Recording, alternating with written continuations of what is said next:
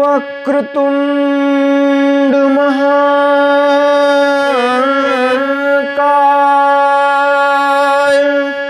सूर्यकोटि समप्रभ निर्विघ्नं कुरु मे देव सर्वकार्येषु सर्वदा।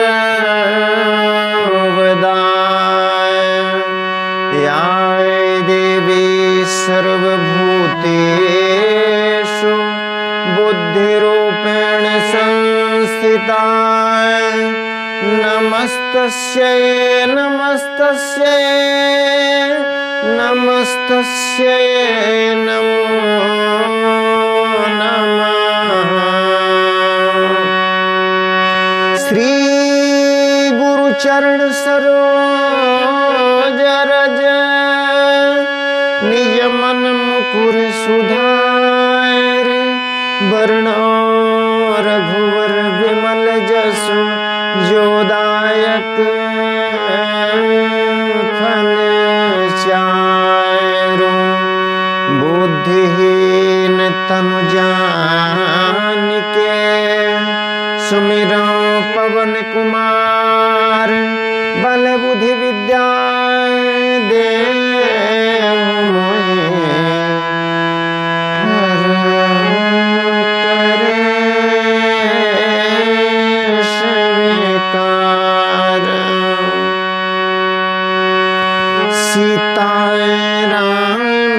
चरित ते पावन मधुर सरस अति मन भावन। पुनि पुनि कीर्तन सुने सुनाए के प्यास बुझत न बुझाए। भरत प्रिय रामचंद्र के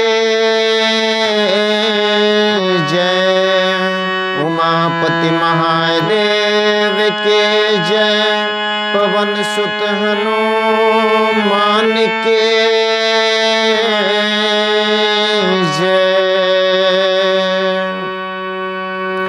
परम आदरणीय श्रोतागण सादर नमन। आशा करता हूँ आप स्वस्थ एवं प्रसन्न मुद्रा में होंगे। आज आपके समक्ष प्रस्तुत है श्री रामचरितमानस बालकांड भाग 72। पूर्व के प्रसंग में हमने देखा नारद जी को कामजीत होने का अहंकार हो गया है, रहा नहीं जाता तो शंकर जी के समक्ष प्रस्तुत करते हैं। शंकर जी ने कहा है कि मुझसे देवर्षि जी आपने ये जो बात कही है श्री हरि से भूल के भी मत कहिएगा। पता था भोलेनाथ को कि श्री हरि इनके अपने भक्त का मान मर्दन करते देर नहीं करेंगे। इन्हें ऐसा लगा, नारद जी को ऐसा लगा कि भोलेनाथ जी ने ज़्यादा महत्व नहीं दिया है, मना करने पर भी पहुंच गए हैं श्री हरि के पास। विष्णु जी ने देखा कि भक्त को अहंकार हो गया है, उसे मिटाना, उसकी दवाई करना आवश्यक है। इस हेतु उन्होंने एक 7 योजन विस्तार बहुत बड़ी नगरी की रचना की है। वहाँ शील निधि नाम के राजा थे, उनकी पुत्री की हस्तरेखा नारद जी ने देखा है। और फिर क्या हुआ, किस तरह से मान मर्दन हुआ, आइए चलते हैं प्रसंग की ओर।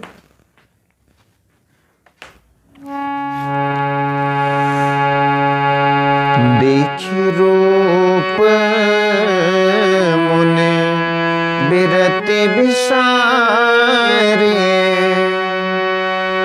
बड़ी बार लगे रहे निहारे लक्षण ताए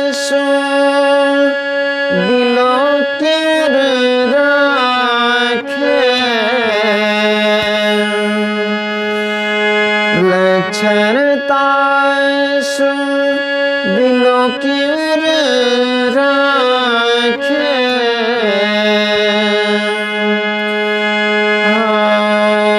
लक्षणता सो बिलो की भुलाने हृदय हर्ष नहीं प्रगट बखाने।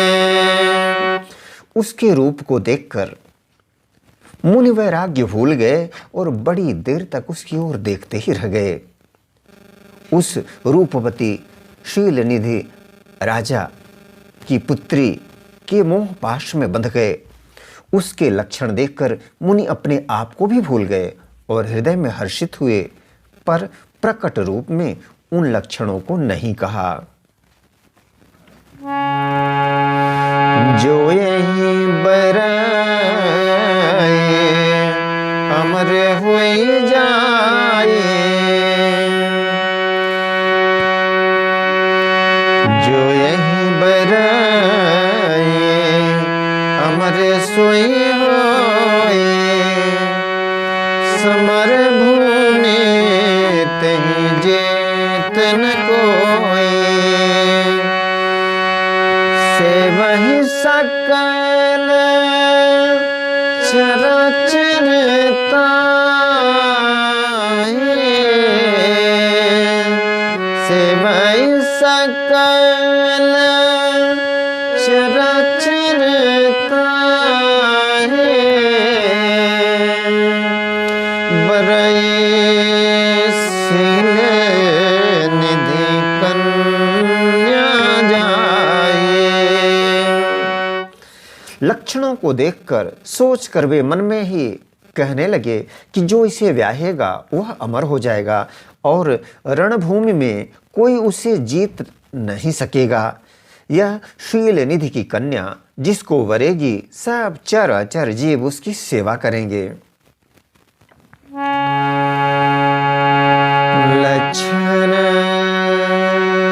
लक्षण सब बिचारे उर राखे, कछुक बनाए धूप सन भाखे,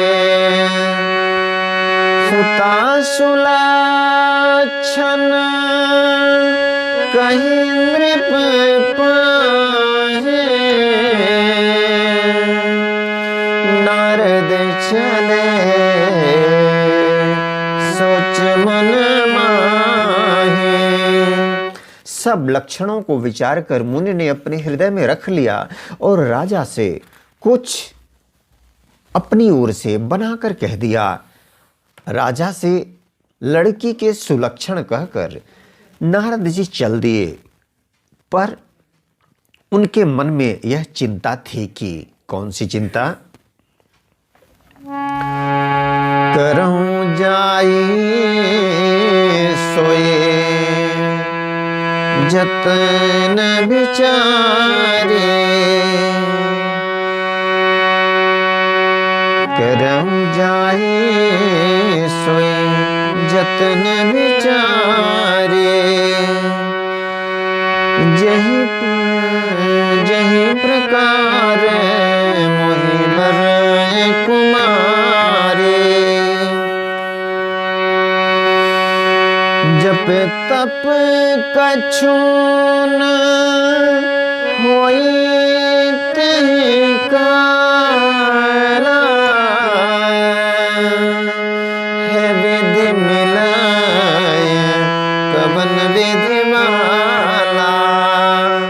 मैं जाकर सोच विचार कर अब वही उपाय करूं जिससे यह कन्या मुझे ही वरे। इस समय जप तप से कुछ हो नहीं सकता। हे विधाता, मुझे यह कन्या किस तरह मिलेगी? यही अवसर चाहे परम,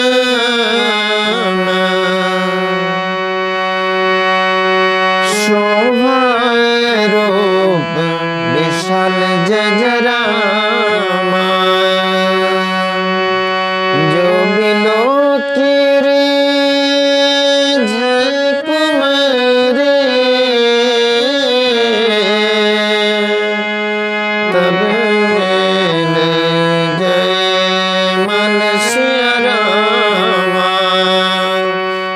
समय तो बड़ी भारी शोभा और विशाल सुंदर रूप चाहिए, जिसे देखकर राजकुमारी मुझ पर रिस जाए और तब जयमाल मेरे गले में डाल दे। हरे सन माएगा सुंदरता होई जात गहरोति भाई, मोरे हित हरे सम नहीं कोई, मोरे हित हरे सम नहीं कोई, अवसर सहाय सोई होई। एक काम करूं कि भगवान से सुंदरता मांगूं, पर भाई उनके पास जाने में तो बहुत देर हो जाएगी, किंतु श्री हरि के समान मेरा हितू भी कोई नहीं है, इसलिए इस समय वे ही मेरे सहायक हों। बहुविधि विनय किन्हते काला, प्रगट्यो प्रभु को तुके कृपाला, प्रभु बिलो के मुने नयन जुड़ाने, होए काज हर्षायने। उस समय नारद जी ने भगवान की बहुत प्रकार से विनती की, तब लीला में कृपालु प्रभु वहीं प्रकट हो गए। स्वामी को देखकर नारद जी के नेत्र शीतल हो गए और वे मन में बड़े ही हर्षित हुए कि अब तो काम बन ही जाएगा। अति आए रति कहे कथा सुनाई, करहु कृपा करे हो सहाय, आपन रूप देहु प्रभु मोहे, आन भांति नहीं पावोहि। नारद जी ने बहुत आर्त दीन होकर सब कथा कह सुनाई और प्रार्थना की कि कृपा कीजिए और कृपा करके मेरे सहायक बनिए। हे प्रभु, आप अपना रूप मुझको दीजिए और किसी प्रकार मैं उस राजकन्या को नहीं पा सकता, किसी और उपाय से संभव नहीं है उसे पाना।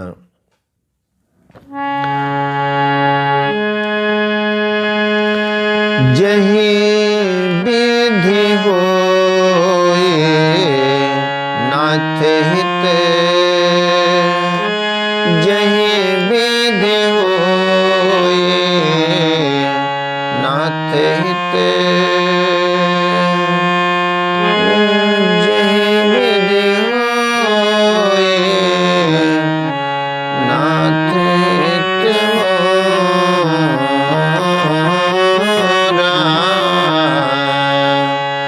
करिय सुबेगे दास मैं तोरा,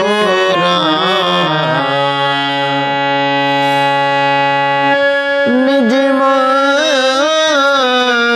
बल देख विशाला,